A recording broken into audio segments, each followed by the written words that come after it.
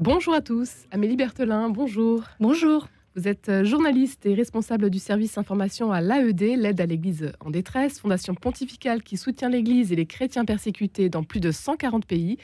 Merci d'être avec nous aujourd'hui pour parler de l'Arménie et plus précisément du Haut-Karabakh, région toujours prise en étau depuis 5 mois maintenant, et ce sont près de 120 000 chrétiens qui sont toujours coupés du monde. Pour commencer, Amélie Berthelin, rappelez-nous quelles sont les dernières nouvelles que vous avez de là-bas. Alors, les dernières nouvelles ne sont pas bonnes du tout, parce qu'effectivement, ça fait depuis 5 mois qu'on a une population qui est complètement enfermée. En fait, c'est le corridor de Latchine, qui est ce seul corridor qui relie cette région montagneuse du Haut-Karabakh, ou de l'Artsakh en arménien, à l'Arménie. Et donc, c'est une population de 120 000 personnes qui subit un blocus, et donc qui n'a plus de nourriture, quasiment pas d'électricité, pas de médicaments. Seules quelques navettes de la Croix-Rouge peuvent passer ce corridor, et encore c'est risqué. Donc là, la population en fait souffre énormément. Ils sont même en train d'utiliser les jardins publics pour faire des petits potagers. L'hiver a été extrêmement rude dans cette région montagneuse. Voilà, donc on a eu encore récemment un mort, un soldat tout jeune qui est mort il y a quelques jours, donc la situation est vraiment dramatique. Une situation, un conflit qui remonte à déjà quelques temps. Quel est l'enjeu finalement ? Alors oui, il faut remonter en fait à 1921, à l'époque où Staline en fait a distribué cette région qui s'appelait un oblast autonome, composé essentiellement d'Arméniens, et qu'il a confié à l'Azerbaïdjan.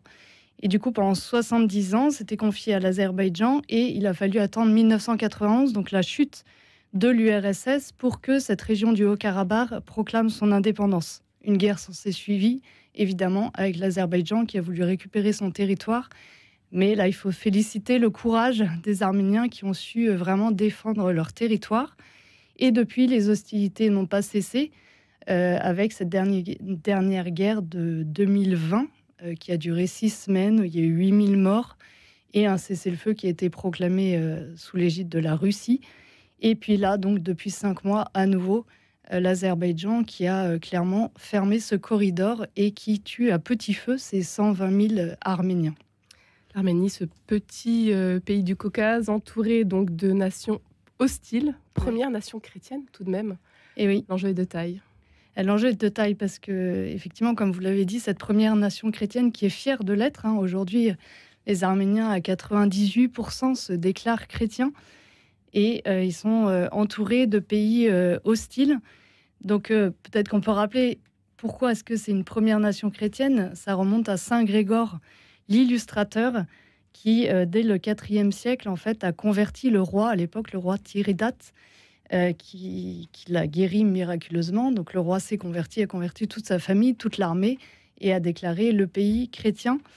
Et depuis, il est toujours resté chrétien au milieu de pays très hostiles. Donc on peut nommer l'Iran, composé de chiites, l'Azerbaïdjan et la Turquie, composés de sunnites.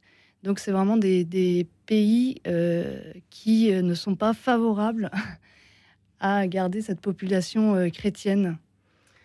Un peuple qui est prêt à défendre son pays jusqu'au bout, vous le disiez, Amélie Berthelin. Oui, qu'il a déjà défendu à maintes reprises. Aujourd'hui, le territoire arménien, c'est 1/10 de son territoire initial.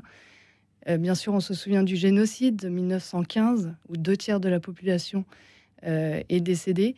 Donc c'est un peuple avec une résilience et un courage absolument extraordinaire. Et donc là, faut vraiment saluer cela et voilà, les encourager et tout faire pour les aider. Oui, parce qu'ils se trouvent quand même bien seuls. La communauté internationale, pour le moment, n'a pas trop... Alors, la communauté internationale est assez silencieuse, ce qui est quand même très étonnant, compte tenu de ce qui se passe. Alors, c'est sûr, sur le plan politique, certains pourraient dire ce territoire a appartenu à l'Azerbaïdjan, un peu comme la Crimée, donc ça peut être légitime de le récupérer. Mais enfin, au-delà de ça, il y a quand même des attaques qui se passent sur le territoire national de l'Arménie. Et donc, il y a un peu deux poids, deux mesures. Autant pour la Russie qui attaque l'Ukraine, tout le monde cherche à défendre l'Ukraine. Et là, on a l'impression que rien ne se passe, parce que derrière, il y a des intérêts économiques majeurs. Et je crois que tous les défenseurs de l'Arménie ont été extrêmement choqués et déçus par l'Union européenne qui a renforcé sa coopération avec l'Azerbaïdjan pour établir un contrat pour récupérer plus de gaz, pour éventuellement, pour évidemment ne pas être dépendante de la Russie. Donc il y a plein d'intérêts économiques majeurs qui passent bien au-delà de la défense du peuple arménien qui se retrouve seul, enclavé dans ce milieu hostile. On est bien au-delà du conflit entre chrétiens et musulmans, comme certains pourraient le faire. Exactement. Voir. Oui, on est bien au-delà de ça. Il y a vraiment des intérêts économiques majeurs. Et bon, on peut saluer quand même toutes les actions de l'Union européenne, enfin toutes ces paroles, notamment le député européen François-Xavier Bellamy, qui a vraiment qui fait tout pour défendre l'Arménie. Mais voilà, au-delà des paroles, il faut des actions. Donc il y a des pourparlers qui sont actuellement en cours, organisés par la Russie, organisés par les États-Unis, organisés par l'Union européenne. Il y en a eu encore récemment. Mais voilà, maintenant, il faut passer à un stade supérieur. Les actions, ce sont donc plutôt les associations, les organisations internationales qui le font, comme vous, avec l'AED, Amélie Berthelin.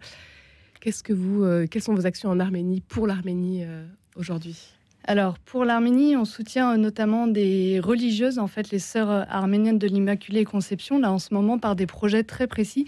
En fait, c'est des camps de jeunes l'été, parce que l'Arménie reste une population, un pays très pauvre, avec beaucoup d'orphelins, parce que beaucoup de pères ont péri dans toutes les guerres successives, qu'il y a beaucoup de familles monoparentales. Et ces sœurs s'occupent de ces jeunes et organisent des camps l'été. Il y a 800 jeunes entre 10 et 15 ans qui font des séjours d'une semaine. C'est absolument extraordinaire. Je les avais rencontrés. C'est très beau à voir parce qu'elles aiment ces jeunes qui sont l'avenir de l'Arménie. Et donc l'AED finance ces camps. Voilà, donc si vous soutenez l'action de l'AED, c'est vraiment, vous aiderez directement ces enfants.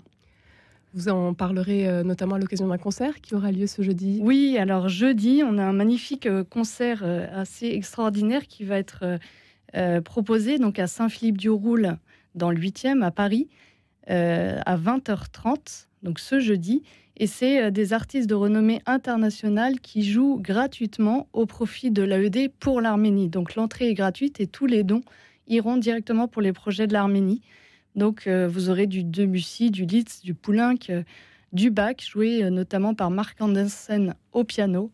Et c'est vraiment un grand artiste de renommée internationale. Donc je vous encourage vivement à y aller. C'est ce jeudi. Une entrée sur libre participation, c'était important pour vous de permettre l'accès au plus grand nombre ? Oui, c'est vraiment important pour que chacun puisse venir. Et de même que les artistes ont accepté de jouer gratuitement pour l'Arménie, nous on veut vraiment que ça soit une église qui soit pleine vraiment pour l'Arménie, pour écouter cette belle musique et se souvenir de toute la richesse de l'Arménie, de ce magnifique patrimoine. Et voilà, et les dons qui seront faits à l'issue du concert iront directement pour ces jeunes. Et pour ces religieuses qui sont sur place, qui s'occupent de ces jeunes et qui organisent des camps pour l'été, afin qu'ils puissent quand même respirer. Voilà, c'est ça. C'est que ces jeunes, en fait, ont quand même... sont toujours entourés d'histoires de conflits, de guerres. Et en fait, il faut vraiment aller sur place pour voir quelle est leur joie, leur foi rayonnante. Grâce à ces sœurs qui les éduquent, en fait, qui leur apprennent aussi la foi, l'espérance, et qui leur montrent qu'ils peuvent s'en sortir. Malgré tout, oui, c'est ça. Ils gardent tous la foi, quoi, oui, ils gardent une foi vraiment impressionnante. Il y a une grande résilience, une grande foi. Quand on va là-bas, c'est très, très marquant. Et ces sœurs œuvrent beaucoup pour cela. Vous y avez été, Amélie Berthelin ? Oui, j'y étais. J'ai été très marquée justement par ces religieuses qui connaissent chacun des prénoms de tous ces 800 enfants. Où est-ce que vous avez été précisément ? À quel endroit ? J'avais été à Goumri, donc qui est à l'ouest du pays. Il y a plusieurs camps. Il y a Goumri, il y en a différents un peu plus à l'est. Et puis on a aussi des jeunes cet été qui vont partir avec AED Mission, qui vont partir soutenir ces camps, justement, aider les religieuses. Des jeunes volontaires ? Des jeunes volontaires, voilà, qui partent 3 semaines cet été. C'est possible tout de même. Oui, c'est possible, parce que là, on ne va pas à la frontière à l'est. Les religieuses sont plutôt à l'ouest du lac Sévan, et puis complètement à l'ouest du pays. Donc là, il n'y a aucun danger. Et voilà, c'est vraiment important de porter l'espérance là-bas, et puis de revenir aussi chargé de cette espérance. Amélie Berthelin, vous travaillez pour l'AED, l'aide à l'Église en détresse, qui informe, prie, agit pour les chrétiens persécutés dans plus de 140 pays. Aujourd'hui, nous avons parlé de l'Arménie. Vous en avez parlé également dans votre magazine mensuel, l'Église dans le monde. Oui. Ça fait partie de votre mission aussi. Quelles sont peut-être les prochaines actualités que vous allez évoquer dans votre mensuel Amélie Voilà, Berthelin. notre magazine, donc c'est un magazine de 35 pages qui parle vraiment de l'actualité des chrétiens dans le monde, donc aussi bien les points de vitalité que les points de détresse. C'est vraiment une des missions premières de l'AED, c'est de s'informer sur la situation pour pouvoir après prier et agir. Et donc le prochain magazine, le prochain numéro va sortir début juin. Donc on parlera notamment du Pakistan, on parlera de l'Iran, on parlera de... Alors les bonnes nouvelles, elles sont à quel endroit? Alors, les bonnes nouvelles sont mélangées à des nouvelles plus difficiles. C'est-à-dire que dans un même pays, par exemple l'Inde, vous avez à la fois des bonnes nouvelles et à la fois des mauvaises nouvelles. Donc c'est pour ça que c'est intéressant de bien connaître l'ensemble du pays, de vraiment s'informer, parce que on peut pas se dire qu'un pays, dans un pays, au Nigeria, tout va mal. Non, tout va mal dans certains États du Nigeria. Et dans d'autres régions, au contraire, il y a vraiment des signes d'espérance et de vitalité de l'Église qui sont très forts, très porteurs. Des informations à suivre donc avec l'AED notamment et votre magazine L'Église dans le monde. Un grand merci Amélie Berthelin d'avoir été avec nous aujourd'hui. Toutes les informations sur Internet bien évidemment, et puis ce concert à ne pas manquer. Ce jeudi 25 mai, ça va se passer à 20h30 en l'église Saint-Philippe du Roule, dans le 8e, vous l'avez dit, sur libre participation. Vous êtes tous donc les bienvenus. Un grand merci. Merci. Amélie Berthelin d'avoir été avec nous aujourd'hui.